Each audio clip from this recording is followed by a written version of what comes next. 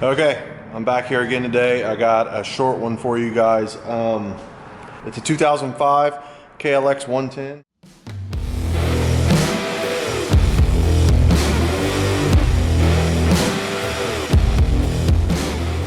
The problem was with it is that when he would go to kickstart it, it would just free spin.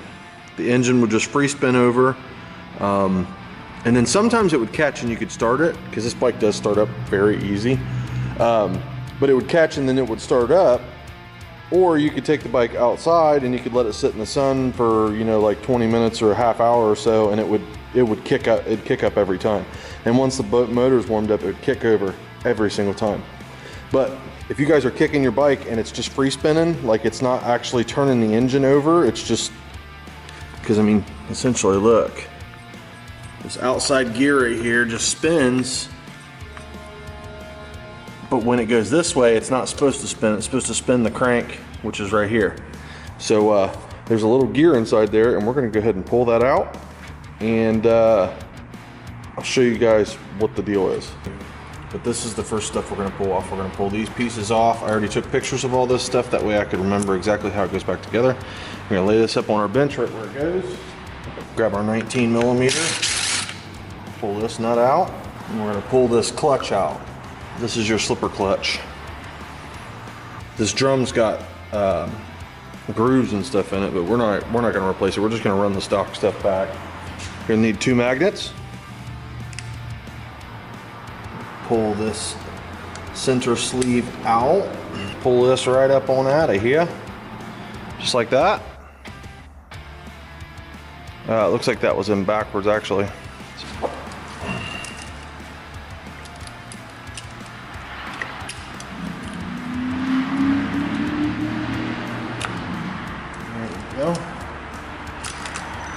There we go.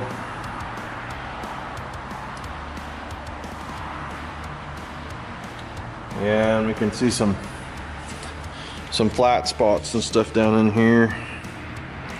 I don't know if you can really see that on the camera, but there's definitely flat spots in there. Get us a clean rag. Wipe all this out. Get all the old clutch material out of here.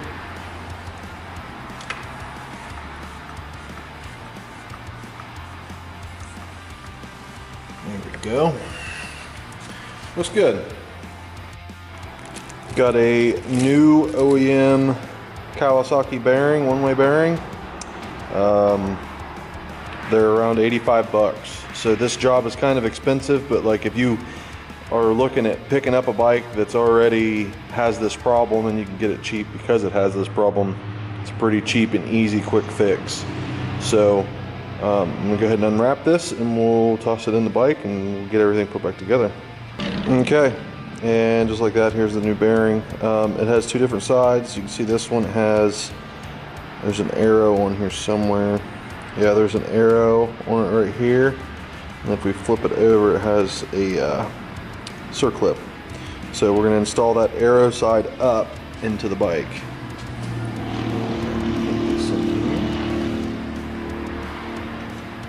Make it fit.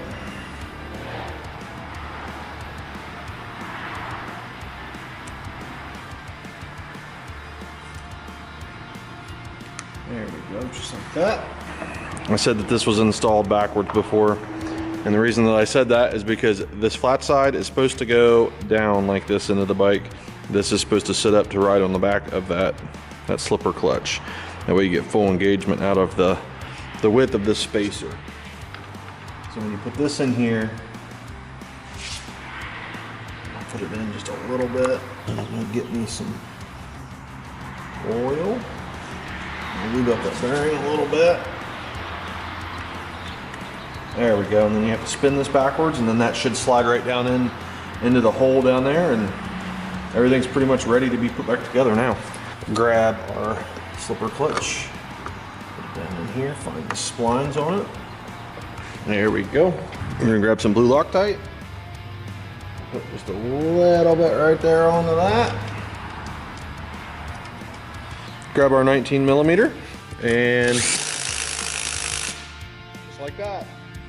Also, just a few minutes ago, I pulled this screen out, and as you can see, that's not in really that great a shape. There's a lot of debris on it, and it looks like it's kind of collapsed.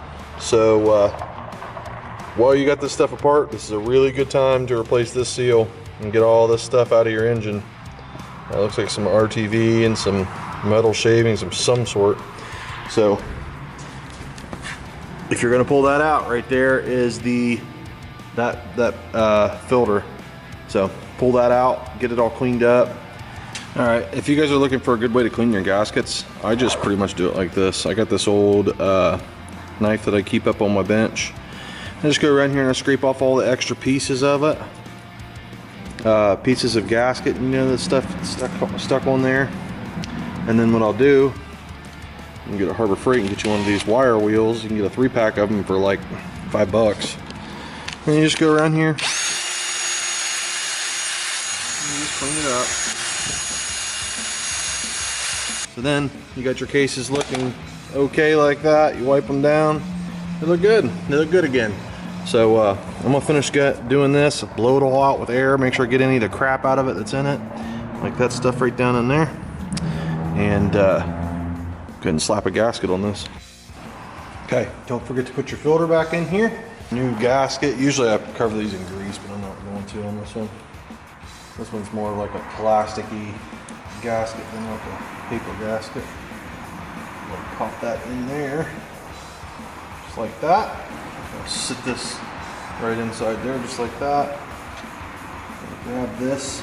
There is a line right here on the end of this shaft, and there's a line on this piece right here. So you got to make sure that you line those up. I don't know if you can see that or not, but there's a line straight through. Bring this over to match it up. Perfect. Now this is optional, but I do like doing this. I usually take a little bit of grease on a brush and I'll rub it right around in there, right around down in there. That way I know that it's all gonna slide through these holes nice and easy and fit up nice. Gonna cover right back over here. Put it right back in here.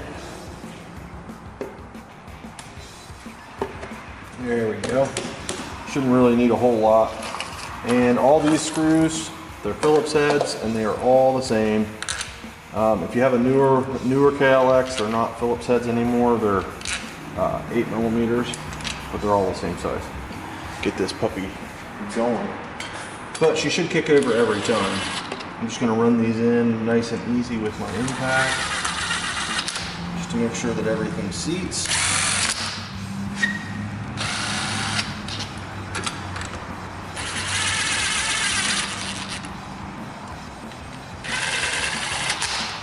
Then I got a regular JIS screwdriver, Japanese industrial standard. If you don't know, you should look it up because they are different. So I go around here and just give these things a nice snug down with my hands. They don't gotta be they don't gotta be gorilla tight. Just a nice little snug down. That's all.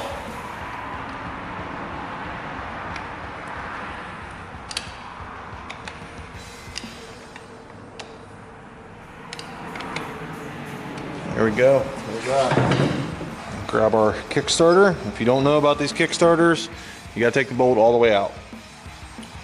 Grab our Kickstarter. Make sure it's gonna fit in there where it's supposed to. And we'll run this in.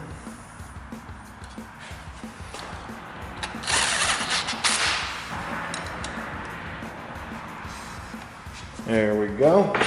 Last thing. Pop this out of here. Bring this spring right up to here. Put that on. Since we got this off here, we'll go ahead and put a little love potion inside this hole and on the shaft that this hole rides on. That way, you know she ain't gonna get stuck.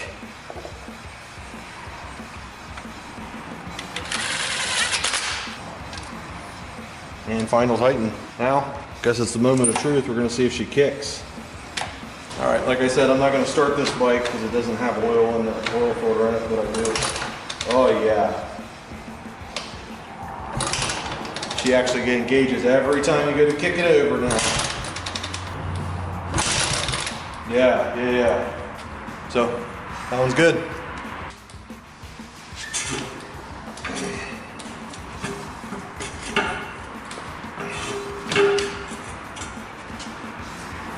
All right, the next time that we get back to a video, I'm not sure if I'm even gonna video tearing all this down, but if you've been around the channel or my social media for a while, I know that you've seen this bike.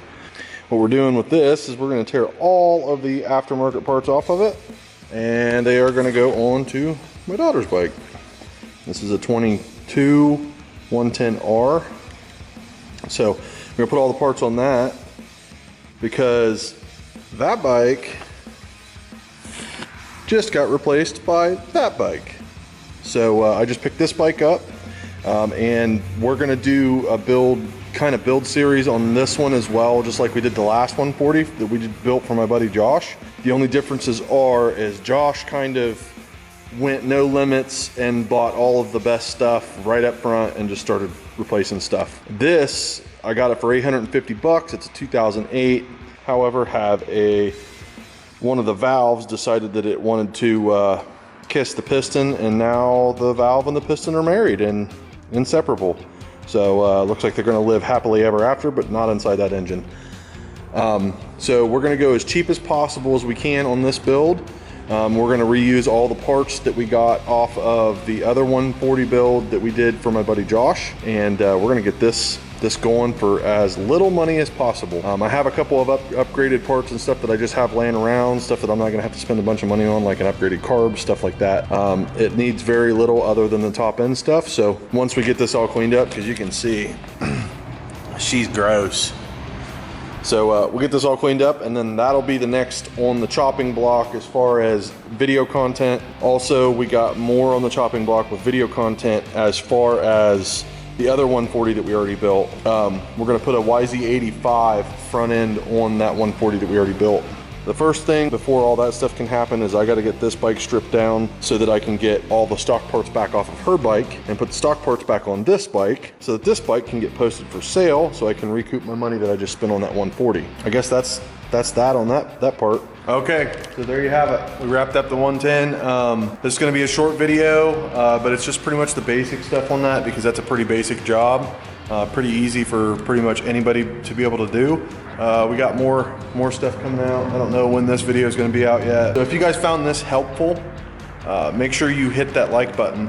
And if you want to see more of the stuff that we got going on, you know, we got plenty of stuff here to work on. Hit that subscribe button so that you can stay tuned for future videos, and I guess until the next time, I'll see you guys.